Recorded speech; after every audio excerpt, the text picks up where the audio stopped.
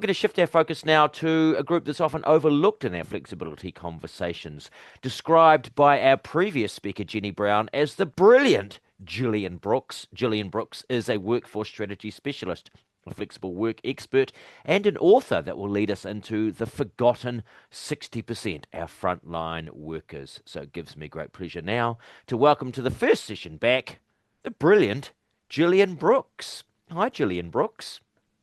Here she is. Hi, Gillian. Kia ora. Thanks so much for having me. It's lovely to see you again. All right. So, like you said, we haven't had a conversation yet today, yet being the operative word, about flexible work at the front line. However, I just wanted to acknowledge the importance of hybrid before I dive into frontline. I couldn't help but notice the questions being about how do we get this working collectively when we're talking about hybrid going from good to great. There's often a collection of individuals who will want something slightly different, and the challenge is often the collective response to that, right? How do we get this working for everybody? So the QR code on here, I've just whacked it on while I was listening earlier. That will take you to one of my Flexperts tools that is all about how to do that in practice. It's a step-by-step guide that managers can use to it's called the Me and We tool, and it just helps managers with answer that exact question. So if that's what you need, please grab that. And now I'm going to move on to talk about the front line. Okay. So who works where in our workforce here in Aotearoa? We know that as of September last year, they're the latest stats we've got, that we have got about a third of the workforce that can work from home at least some of the time, and 2/3 of the workforce that is on-site only. So they're typically your shift-based workforce and your site-based workforce. So what we've seen, and I'm not going to labour the point because we've talked about it a lot already, is we've seen a significant uplift in the employee experience of those people that are able to work from home. They are predominantly hybrid workers. They're not predominantly, there's a small proportion that are fully remote. The majority of those people are hybrid. And what they've experienced is, obviously, as we've talked about already, they've experienced something significant and important. And the reason that we're not going back is because it works well and it's already good. We just need to take it from good to great. But what about the other 2/3 of the workforce?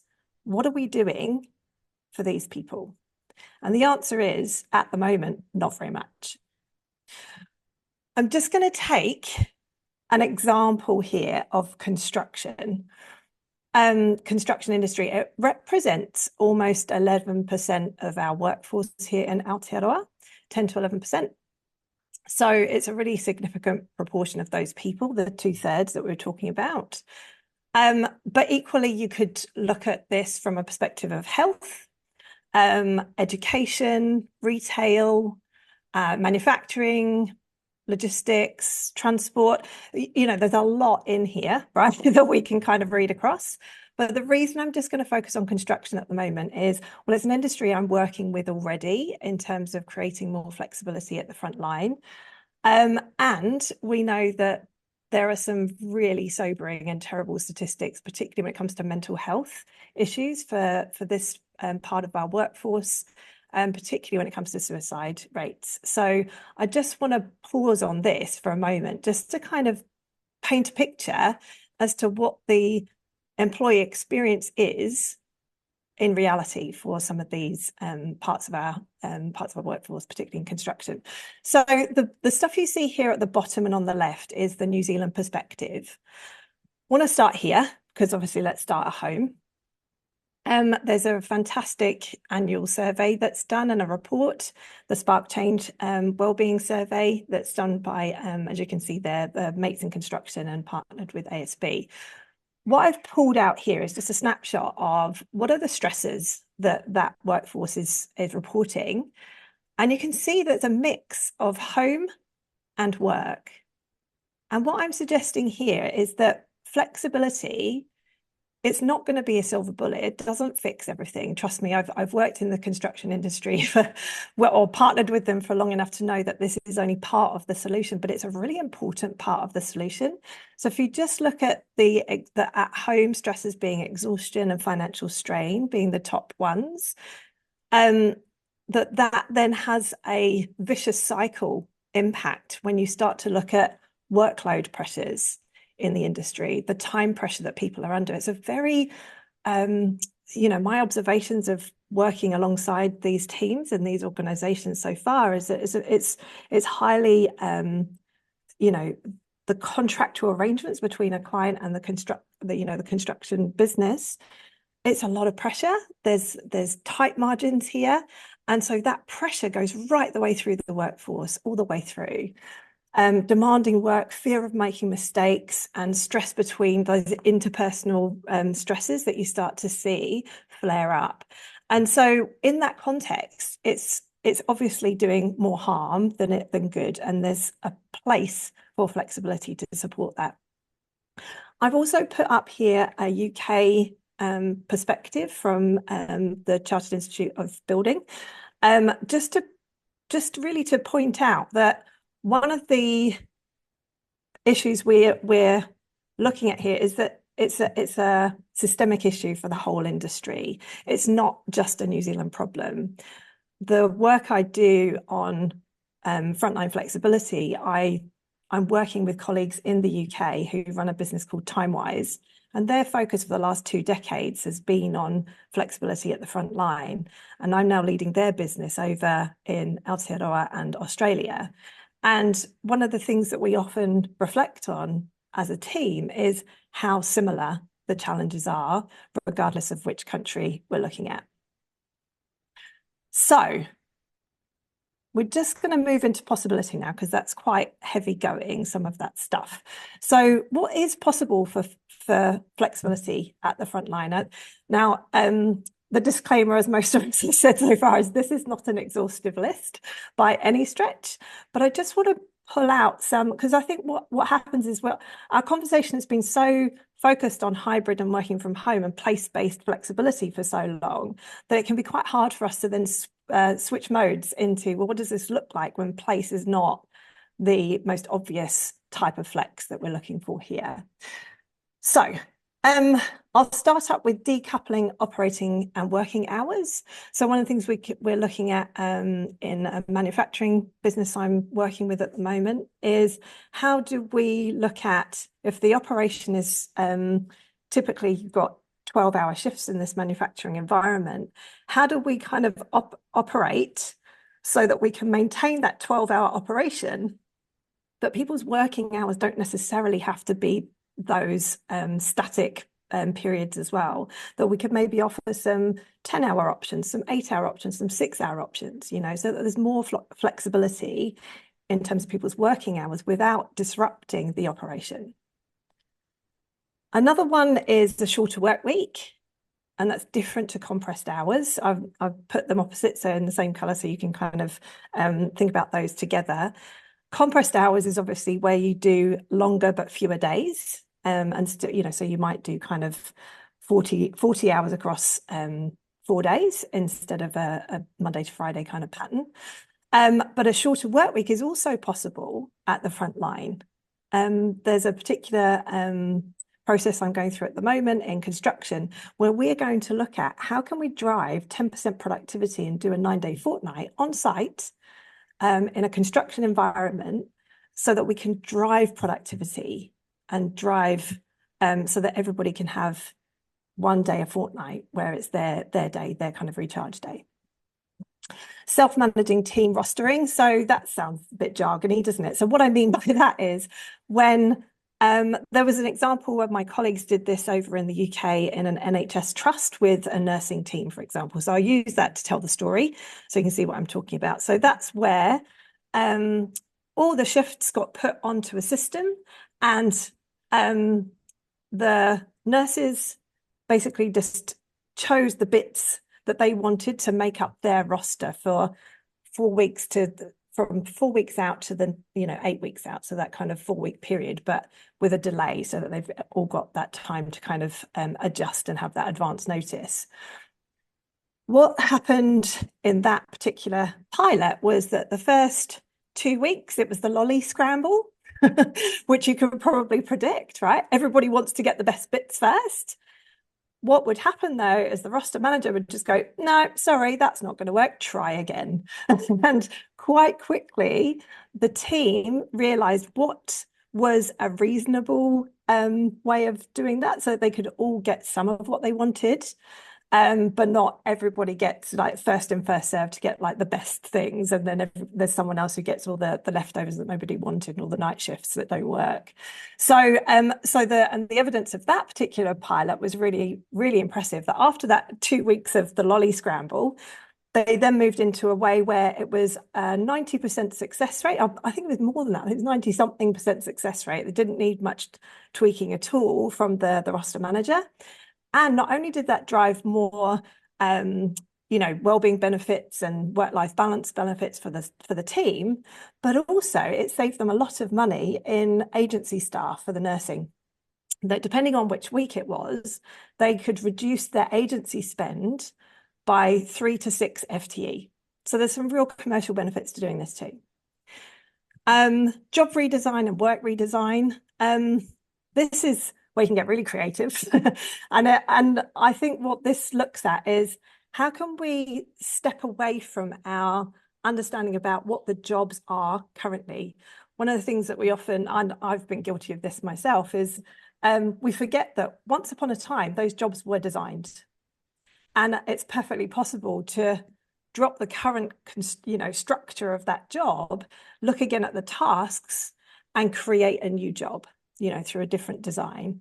And also, is there a way we can kind of redesign the flow of the work so that we can create more choices for more people? And I'm looking at that at the moment, in particularly in an energy context. Talked about compressed hours, job split and job share.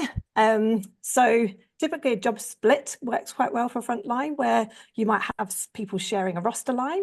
So if there's typically a 12-hour roster pattern, you might have 2 part-time people who look at, can we do 6 hours each? Or maybe we'll just do, if it's a 4-day kind of pattern, you do 2 days and I'll do 2 days. Now that's really popular in one business I'm working with for the aging workforce, to help them still do the work that they love, but reduce their hours and have more of a phased retirement. So that's a really popular one. This is just to give you an idea of what's possible. So why would we do it? We've covered a lot of this already, and there's a lot of read across.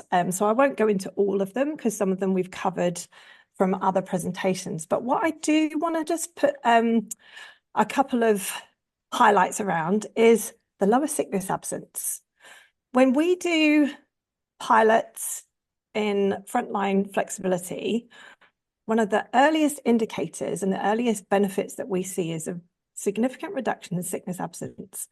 Now, this isn't massively surprising if you think about the position we often put our workforce in when they are frontline.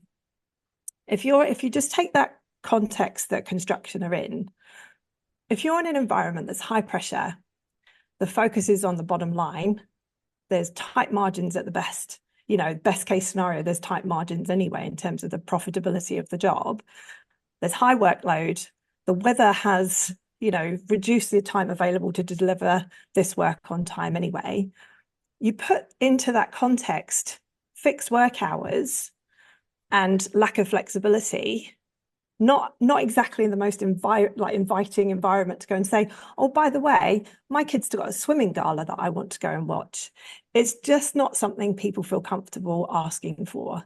And so when you back someone into a corner, one of the things that they will look at doing sometimes is just calling in sick, because it's the safest way for them to do the thing that matters, really, really matters for them outside of work, but without fearing that they've let their colleagues down in a way that's going to be highly visible, right? Whereas if you start to offer flexibility where people have some input into the hours that they're working, they can start to factor those things in. And one of the things I love about having these conversations is the openness and the relief that people feel when they're finally able to talk about what matters to them outside of work. And I'll come to that in a minute. So lower sickness absence is an important benefit that you see at the front line. And the other thing I want to do, we've talked about most of the others. One thing I do want to talk about, though, is the difference between high retention and recruiting from a broader demographic. My advice, love unsolicited advice, don't we all? My advice, though, is if you've got a choice about where you put your energy, your attention, your HR kind of, big hitting projects that you've only got a little bit of capacity to do in amongst the business as usual work you do, if you've got a choice, focus on retention instead of recruitment. The reason I say that is it's so easy for us on a Gantt chart to show that we can run a recruitment campaign and say, try and get, say, we'll turn it all pink and we'll try and encourage more women to come and work in construction. We've all seen it. Or, we'll put some older workers into our adverts and say, come and work for us. We're a friendly place for all generations, or whatever it might be. The problem with that is that we bring people into a system that doesn't work for them. And when you start to then look at your data, you can see that actually they don't stick around. And so you're just driving higher turnover and you're not changing anything. So one of the things instead is to think about what's the harder work, but the more beneficial work of changing the employee experience so that they do stay and we can retain the people we've already got here. So that would be my call out for us as HR professionals. If you've got the choice, go for retention. All right, how do we do this? Which is what a lot of people ask, because it's not easy. So the only fools rush in bit. I'm not going to sing it, I promise. So one of the reason I've put that in is because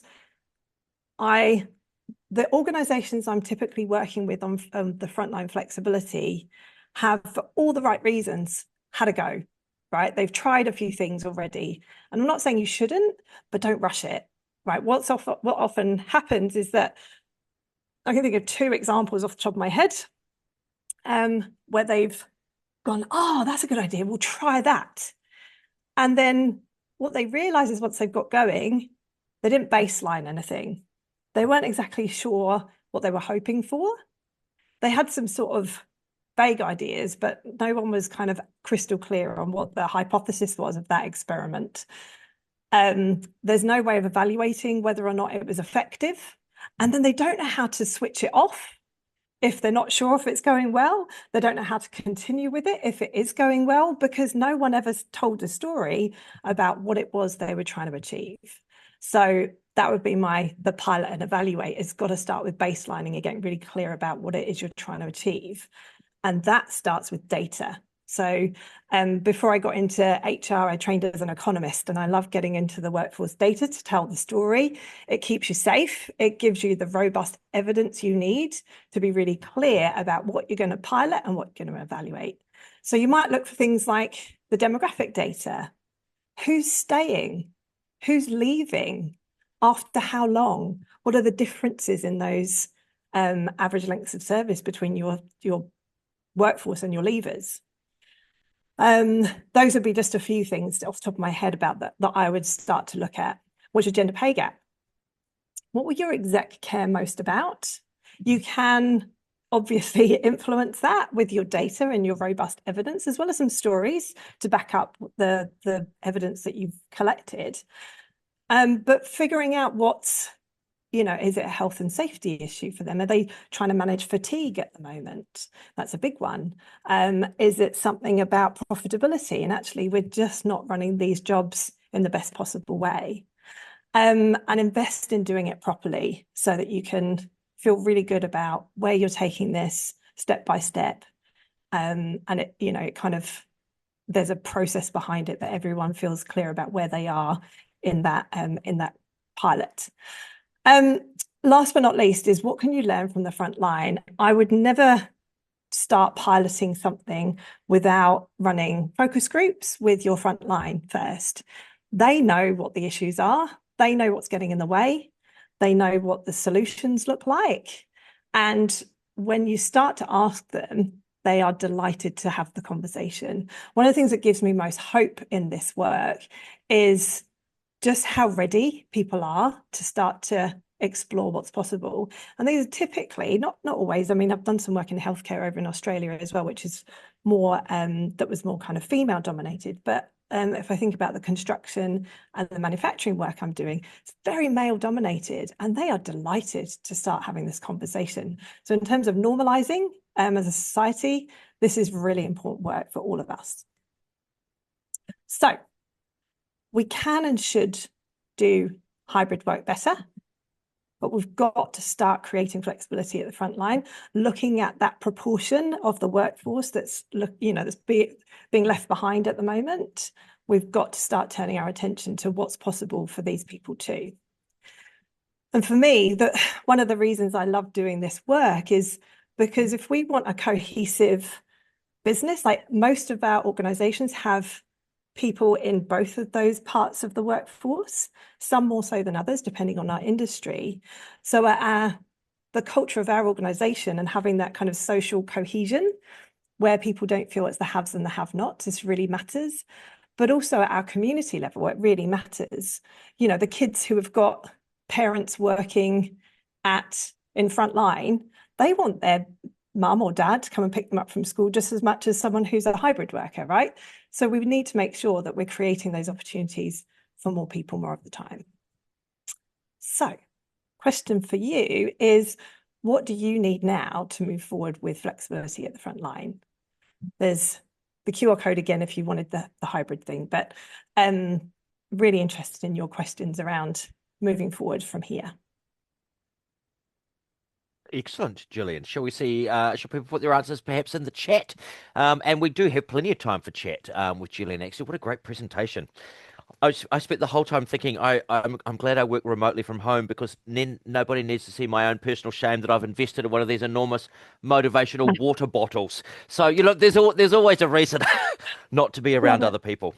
11 o'clock, keep chugging. Hey, look, Shawnee asks, Gillian, we are investigating a 9-day fortnight, but are hitting roadblocks when it comes to current Holidays Act. Have you had experience with this, and how did you work around it? Yeah, absolutely. And Brian Yee will be talking about this specifically as well, because he's experienced that. But yes, it's basically you have to gift the time. Under our current system, it's not easy to work around because our Holidays Act is a nightmare. But that's the way to do it, if you like. I'm doing a 9-day fortnight in a desk-based environment as well at the moment in a different organization, and that's how we're using it. It's a gifted day. Yeah, and as I say, if you want someone to talk about, piloting and evaluation, Brian's session next is going to be great for that. Yeah. Ruby says, what examples have you seen working well in frontline workers? We've had a few. Any more you want to elaborate on? Yeah. So if I think about, so obviously manufacturing, construction, there's a really good report on the Timewise website that looks at they did the Construction Pioneers work over there. And there were 5 construction companies that all started looking at what's possible in that environment.